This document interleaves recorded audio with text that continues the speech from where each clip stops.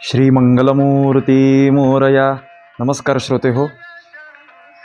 कुठल्याही कार्याची सुरुवात करीत असताना शास्त्राने एक दंडक घालून असं दिलंय की आदौ कार्यारंभे किम कुर्यात असा प्रश्न विचारला तेव्हा उत्तर असं मिळालं, आदौ कार्यारंभे श्री मंगलाचरणंच कुर्यात.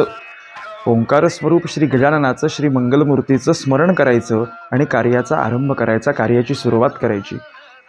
जेव्हा कुठल्याही उत्सवाच्या दरम्यान कीर्तनाची सुरुवात करायची वेळ असते, बाबा 5-6 कीर्तन असतात आणि सुरुवातीचं कीर्तन करायचं असतं, पहिलं कीर्तन करायचं असतं, तेव्हा मला अतिशय आवडणारं आख्यान, बरीच मंगलाचरणाची आख्यानं आहेत, परंतु मला अतिशय विशेष प्रेम ज्या आख्यानावर आहे ते म्हणजे गोकर्ण महाबळेश्वर.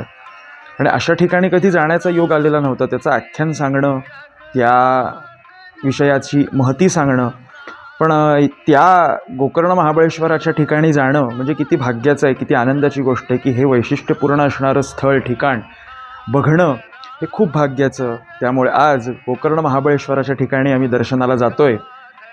जिथे कारवारला उत्सवाकरता, नवरात्र उत्सवाकरता आलो होतो, तिथूनच काही मंडळी, काही साथीदार आणि मी गोकर्ण महाबळेश्वराच्या ठिकाणी जातोय. चला.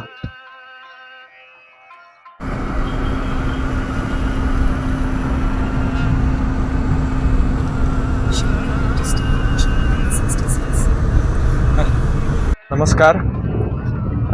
कारवारपासून आम्ही निघालो. गोकर्ण साधारण 50 किलोमीटरवर आहे. आम्ही आता गोकर्णाला पोचू. आमच्यासोबत या शारदीय नवरात्रोत्सवामध्ये जे साथी करता तबल्याला होते असे सिद्धेशजी आहेत. थोडं नमस्कार.